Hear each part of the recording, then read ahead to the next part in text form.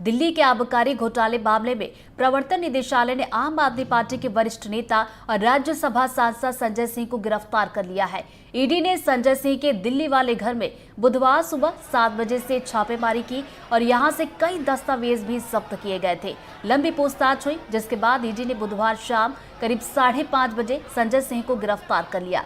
आबकारी नीति केस की चार्जशीट में संजय सिंह का भी नाम है और इस केस में मनीष सिसोदिया फरवरी से ही जेल में है। इसी साल जनवरी में ईडी ने अपनी चार्जशीट में संजय सिंह का नाम भी जोड़ा था और इसको लेकर संजय सिंह ने काफी हंगामा भी मचाया था। संजय सिंह ने यह दावा किया था कि ईडी ने उनका नाम गलती से जोड़ दिया है, जिस पर ईडी ने भी जवाब दिया है कि उनकी चार्जशीट में संजय सिंह का नाम 4 जगह पर लिखा गया है। इनमें से 3 जगह नाम सही लिखा गया है, सिर्फ 1 जगह टाइपिंग की गलती हो गई थी, जिसके बाद ईडी ने संजय सिंह को मीडिया में बयानबाजी न करने की सलाह भी दी थी, क्योंकि मामला कोर्ट में लंबित है। ईडी की चार्जशीट में संजय सिंह पर 82 लाख रुपए का चंदा लेने का जिक्र भी है। इसको लेकर ही ईडी ने बुधवार को उनके घर पर छापेमार कार्रवाई की थी। दिल्ली शराब नीति केस में ईडी की दूसरी सप्लीमेंट्री चार्जशीट 2 मई को जारी की गई थी। इसमें आम आदमी पार्टी के राज्यसभा सांसद राघव चड्ढा का भी नाम सामने आया था, हालांकि उन्हें आरोपी नहीं बनाया गया है।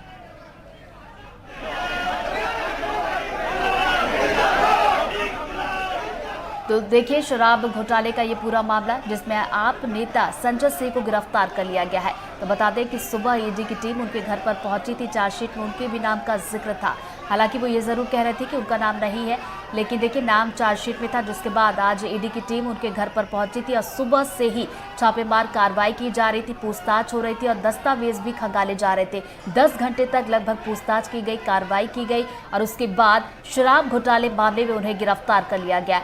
शराब घोटाले की अगर बात की जाए, ये भी हम आपको ग्राफिक्स के जरिए बता रहे हैं कि आखिर शराब घोटाला था क्या।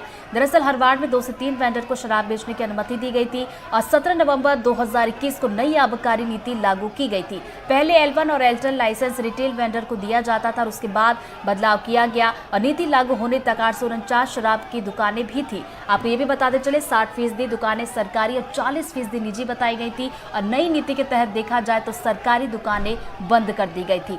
और नई नीति के लिए दिल्ली को 32 जोन में बांट दिया गया था और हर जोन की अगर बात की जाए तो 27 शराब की दुकानें थी और हर वार्ड में 2 से 3 वेंडर को शराब बेचने की अनुमति इसके तहत दी गई थी। तो ये नई नीति जब से आई थी उसके बाद ही इस पर बवाल मचा हुआ था। लगातार इस पर कार्रवाई की जा रही है और आज संजय सिंह को गिरफ्तार कर लिया गया। देश में अनडिक्लेयर्ड इमरजेंसी है, इमरजेंसी का आगाज हो चुका है। भाजपा 2024 का चुनाव हार रही है, इंडिया की जीत हो रही है, उसी का फ्रस्ट्रेशन है ये।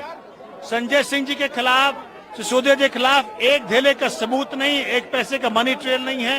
ये इकलौता केस है जहां ये देखा गया कि 4 आदमी को अरेस्ट कर लो और उसी में से एक को बोलो तू अप्रूवर बन जा, एन केन प्राकरण सबका नाम लेने लग और हम काम कर लेंगे। देखिए परेशानी की बात कुछ नहीं है, हमारा जीवन संघर्ष से हुआ, संघर्ष करेंगे, सड़क पे भी करेंगे, कोर्ट में भी करेंगे, पार्लियामेंट में भी करेंगे, संघर्ष करते रहेंगे।